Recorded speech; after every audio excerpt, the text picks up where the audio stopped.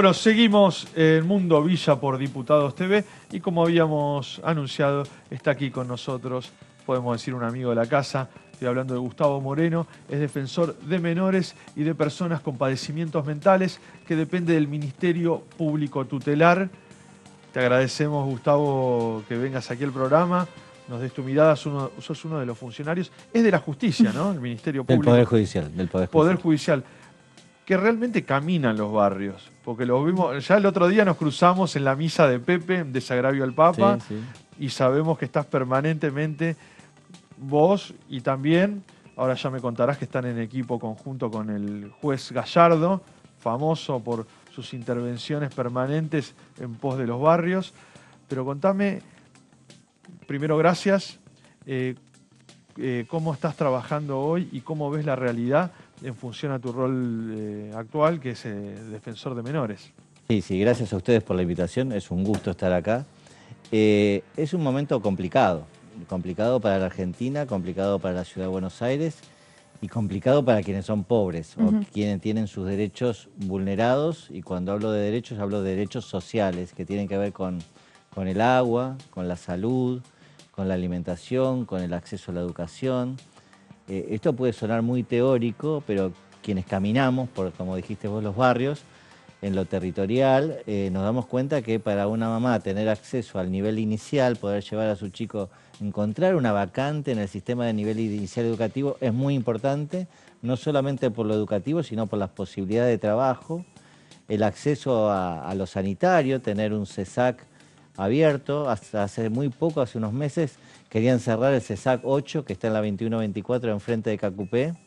¿Lo querían cerrar? Lo querían cerrar, lo querían trasladar ahí a Orma, a cerca de 10 cuadras, y logramos con el padre Pepe y Paola y otros colegas que no lo cerraran y que se cree el CESAC 49, donde se iba a relocalizar el 8. En la 31 también pasó lo mismo, quisieron cerrar algunos CESAC. Exacto, y esto la verdad que no tiene una lógica con la cantidad de niños, niñas y adolescentes y familias y adultos que necesitan de lo sanitario en los barrios.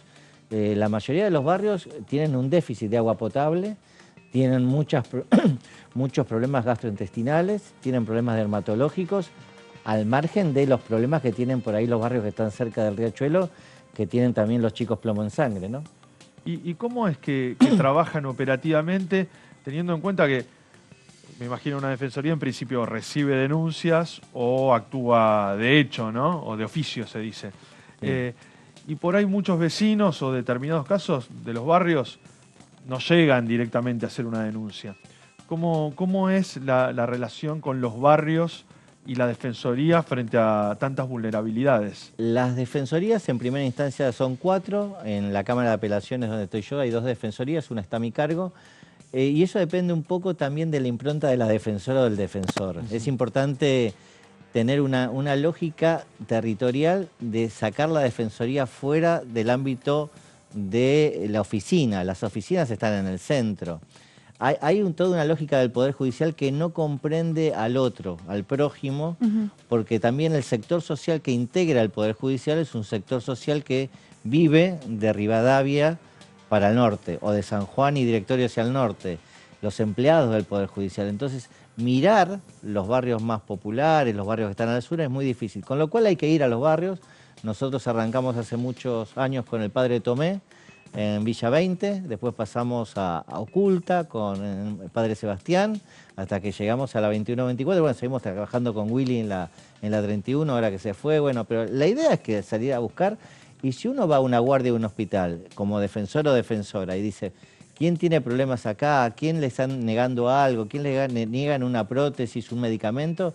Van a aparecer casos seguramente de reclamos al gobierno, ¿no? ¿Ha cambiado algo en esos años, por ejemplo, esto, ¿no? Desde que camina la Villa 20, Ciudad Oculta, la 21, que por ahí son todas también barrios de capital con otras características, son muy diferentes a los barrios de provincia, sí, ¿no? Totalmente. Pero ¿ha cambiado algo en materia de acceso a derechos, de esto de vulneración durante estos años de trabajo? Sí, sobre todo en los barrios más grandes, ¿no? Podemos decir lo que decíamos Oculta, Villa 15, la 31, la 2124... Barrio Richardelli, que era la 1114, ha cambiado bastante hasta las relaciones. Ya los barrios no son los mismos, la gente no se conoce toda, hay otro tipo de relaciones quizás a veces que no me gustan tanto, pero son un poquito menos solidarias. Lo que sí han quedado muy marginados son los barrios más chicos, ¿no? Por ejemplo, cerca del Riachuelo tener barrios como El Pueblito, ahí de Puente Alsín al lado, o en Barracas, Magaldi, Luján, han quedado muy abandonados. La Madrid en La Boca, por ejemplo, que es un barrio muy vulnerable, o vulnerado yo diría, porque no son vulnerables sino vulnerados, la lógica sigue siendo la misma. Ahora, lo importante de los barrios es la solidaridad y poder descubrir la verdadera agenda de la gente de los barrios, ¿no? Y me imagino que ustedes de la Defensoría tienen un termómetro de la realidad social, sobre todo abordando estos temas, estas cuestiones de las niñeces. ¿Cómo viene la situación social hoy en la Argentina y cómo viene impactando en la Defensoría? Viene impactando que las defensorías estamos todavía muy lejos de la gente. Este es lo malo. No hay un trabajo a veces territorial, pero la agenda de los barrios tiene que ver con dos ejes fundamentales. Uno, parar la inflación y que la plata de la changa, del trabajo que se consigue, tenga claramente una relación con el poder adquisitivo para poder comprar en el chino donde sea. Claro. Y la otra es la seguridad. La gente de los barrios también reclama seguridad. Y esto es importante. Y además de seguridad y la inflación es el tema del acceso a muchos derechos que hoy son difíciles, qué sé yo. El tema del dengue ha sido un tema que ha sido muy malo en los últimos años, en la 21-24. Y se extendió más del verano Se incluso. extendió más del verano. Sí. Tenemos varios problemas con chicos. Ahí hay que ver un poquito los informes ambientales de ACUMAR respecto de los distintos barrios. Y la vuelta de enfermedades, por ejemplo, como la tuberculosis, que uno pensaba que ya no debería impactar en los barrios, sin embargo, está ahí. Está ahí, sobre todo con los pibes que son adictos, los pibes y las pibas adictas, ¿no? Y ustedes intervienen sobre el gobierno de la ciudad o los responsables para que actúen sobre esos temas que en principio no... Nuestra función es exigirle al Poder Exactamente, Ejecutivo. le exigen. Le exigimos al Poder Ejecutivo porque esto que se está diciendo hoy de necesidades y derechos, si hay necesidades, son derechos, obviamente, y si son derechos, son exigibles. Claro. Están en la Constitución, en los tratados y son realmente exigibles. Gustavo, lo voy a sumar a la entrevista a Elvio Báez, que es periodista de Villa Itatí, y se suma hoy. ¿Cómo estás, Elvio? ¿Qué tal? Buenas noches, Juanqui. ¿Cómo están? Gustavo Moreno, buenas noches también. Mi pregunta tenía que ver con la seguridad y profundizar por ahí más en detalle, si no podría decir, porque asociándolo con seguridad, podría decirse que lo más violento o vulnerado podría ser un robo, un asesinato, pero quitándolo en vulnerabilidades humanas. ¿Cómo ve esa situación en detalle en la seguridad por ahí, en las infancias y en las juventudes de hoy?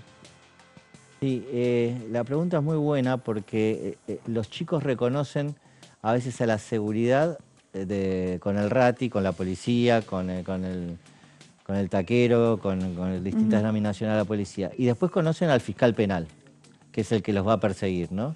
Pero raramente conocen al defensor con anterioridad. Entonces la primera llegada de la seguridad a los chicos pasa generalmente por el sistema penal.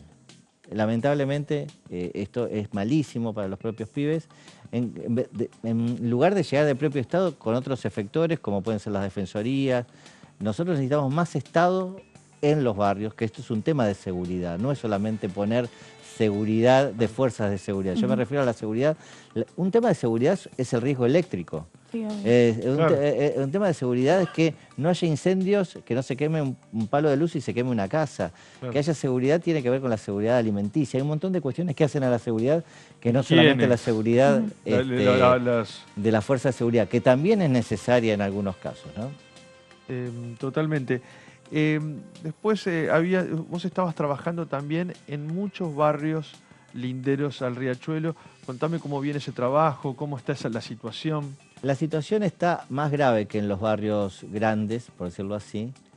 Se van a enojar conmigo algunos vecinos de los barrios de la 31, la 21, 24, pero hay barrios que han quedado muy alejados de cualquier tipo de exigibilidad de los derechos, ¿no? El tema de El Pueblito al lado de el puente Valentín Alsina, Puente Alsina, tiene un lugar, un lote que se llama Casa 15, que el propio gobierno, el propio IBC reconoce que es un lugar de hacinamiento crítico y que no puede hacer nada por mejorarlo.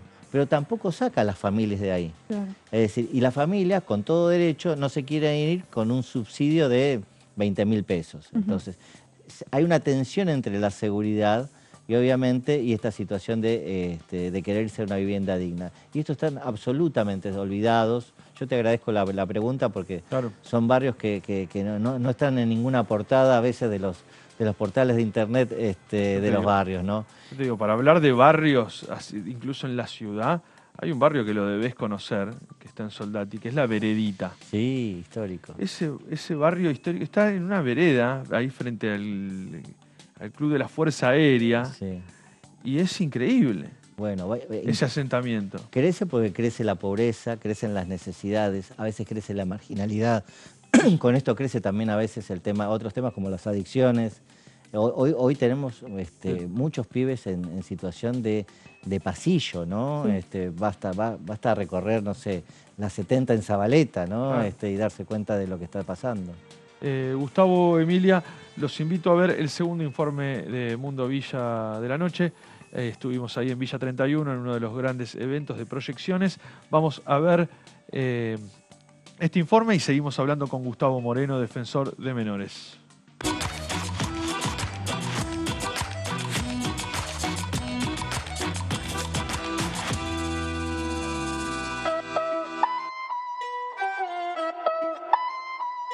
Hola, mi nombre es Pipi, yo formo parte del equipo de gestión y operativo de Casa de la Cultura.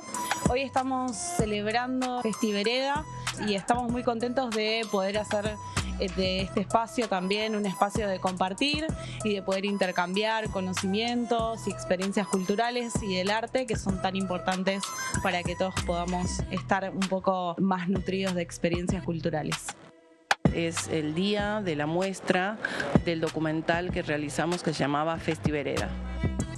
Como artistas en el barrio queremos que nuestro barrio sea conocido, no solamente desde una perspectiva negativa, sino de este gran abanico cultural que existe aquí. Uno a veces no se da cuenta el peso que tiene el arte que uno crea, tratar de trascender desde la novedad, ¿no? Como hacer ritmos nuevos quizás, pero que tengan parte de la esencia, ¿no? Mantener viva la memoria, ¿no? De los pueblos. El trasfondo es comunicar por la importancia que tiene el Torito para nuestro barrio y para la construcción de una identidad como barrio Mujica. Encontré diferentes culturas que se coexisten en este barrio, la cultura aymara y guaraní, como digamos en su mayoría, y la cultura quechua. Y para mí era como gratificante poder escuchar esas lenguas y esas culturas al costado de mi casa, ir viendo la esquina o caminando por la feria. Considero que el Torito pues data desde hace muchos años y creo que es menester poder expandir esta cultura pucará por Buenos Aires y qué mejor en mi propio barrio. Justamente son los barrios y la cultura emergente de cada lugar la que nos indica y la que forma parte de la cultura global. Es decir, nuestra pregunta es, ¿hay una identidad cultural o hay muchas que se entraman y cuentan la complejidad de cada lugar? Entonces, es re importante porque los referentes culturales de los barrios son los que van a llevar siempre la cultura año tras año y son ellos a quienes hay que ir a buscar y que ellos y ellas nos indiquen a nosotros, los que venimos de afuera, qué hacer, qué necesitan y cómo seguir trabajando en la cultura, que es muy importante. Bueno, seguimos en Mundo Villa por Diputados TV y estamos conversando con Gustavo Moreno, defensor de menores. Y le quería preguntar porque también sos parte integrante del Comité Panamericano de Jueces, que hace poco fue asociado, reconocido por el Vaticano, por el Papa Francisco. Contame cómo es y qué funciona y qué rol tiene este comité que vos sos integrante y que es presidente, ni más ni menos que lo había mencionado al principio del programa, el juez Andrés Gallardo. Sí, exactamente. Para nosotros ha sido un honor que el 18 de agosto pasado su santidad haya designado a las autoridades del comité y para mí haber sido designado secretario del comité. El comité es un comité panamericano de juezas y juezas por los derechos sociales. No es un conglomerado de magistrados, sino que tiene que ver con los derechos sociales. Está integrado las autoridades por una jueza norteamericana, una colombiana, una jueza brasilera, un juez chileno, una jueza peruana, Andrés Gallardo y yo. Yo soy el único defensor, todos son después jueces, ¿no? Y la misión nuestra... Vos tenías que matizar un poquito. Y la misión del comité, ya venimos nosotros creados en el 2019, es tratar de hacer documentos y sobre todo tratar de incidir de alguna manera desde el punto de vista judicial y jurídico en cuestiones que tienen que ver con la vulneración del agua, de la salud, de la vivienda. Hemos sacado algunas resoluciones y algunas intervenciones que tuvieron que ver en el 2019 con el tema del Amazonas y la deforestación. Quizás la intervención que más creo que yo apreció Francisco fue la intervención nuestra cuando hay un comité panafricano también, integrado por todas juezas, cuando nos presentamos ante la Organización Mundial del Comercio y le pedimos que liberen las patentes de las vacunas del COVID para que algunos países, sobre todo de Latinoamérica y de África, pudieran fabricar dentro de sus propios países este tema. Este es un tema muy complejo de derecho de propiedad intelectual, donde los laboratorios y las grandes empresas farmacéuticas no quieren largarla, para decir a que lo entienda todo el mundo, no quieren largar las patentes porque cobran por eso. Por supuesto. Pero en una pandemia como teníamos, bueno, nosotros hicimos una fuerte presentación que la acompañó el Papa hasta en Twitter y la verdad que tuvimos un movimiento favorable donde se empezaron a mandar las vacunas, sobre todo a zonas como del África, donde recordemos que en África esto que nosotros tenemos, que nace un niño o una niña y le dan el documento de identidad, que es normal para nosotros, esto hay países en África que no sucede. Es decir, es muy difícil a veces hacer estadísticas, me decían las jueces africanas, porque no hay generalmente la posibilidad de contabilizar las personas enfermas, porque no hay posibilidad de contabilizar cuál es la población real de un país, ¿no? Gustavo, hace un rato hablábamos de las viviendas, ¿no? Estas linderas al riachuelo, las familias que viven ahí, que además de perseguir el sueño de la vivienda propia, también están vulnerados con todo lo que tiene que ver, me imagino, incluso la salud, ¿no? Esto de que mencionabas, un montón de familias que deben tener plomo en sangre. ¿Cómo se trabaja? ¿Cuál es el próximo paso? Y si es posible darles una respuesta también, ¿no? Porque, bueno, las leyes de urbanización están, pero faltan la decisión, ¿no? El accionar. Sí, se mezcla mucho a veces qué es lo primordial, qué derecho es más importante hasta para las propias familias, si es el derecho a la vivienda o el derecho a la salud. A veces hay enfermedades que derivan del plomo en sangre que no son sintomáticas, es decir, el síntoma no aparece en unos años, aparece por ahí una anemia, pero en los años puede aparecer hasta un problema de padecimiento mental y no lo ve la familia, con lo cual cuando le dicen muchas veces el diagnóstico, su hijo, su hija tiene plomo en sangre, y es algo que dice, bueno, lo tiene que llevar a un efector de salud.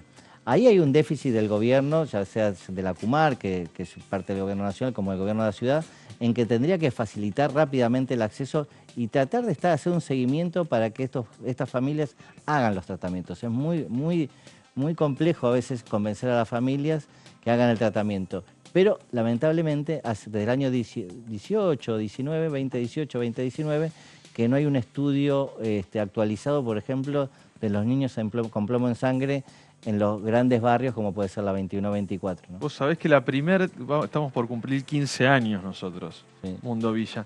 Y la primera etapa de nuestro periódico, que ahora no lo estamos sacando tanto porque el papel, viste, es más difícil, era denuncia de niños plomos en sangre en el cementerio de autos de Lugano. Claro, sí. Una causa mía era. Una causa que, claro, bueno, esa fue que finalmente se logró relocalizar el cementerio ese, pero seguimos con estas cuestiones. Bueno, yo, tomando lo que decía Emilia, ¿no?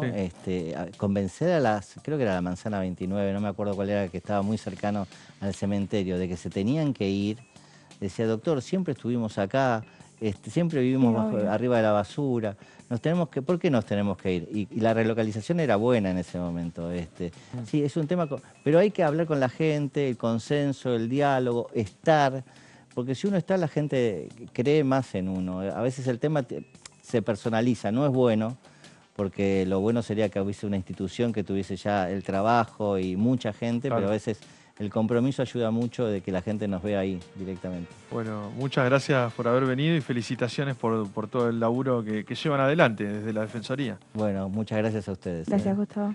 Bueno, estuvo aquí con nosotros Gustavo Moreno, defensor de menores del Ministerio Público Tutelar. La verdad, un gran panorama de cómo está la Argentina, cómo están los niños en nuestra ciudad.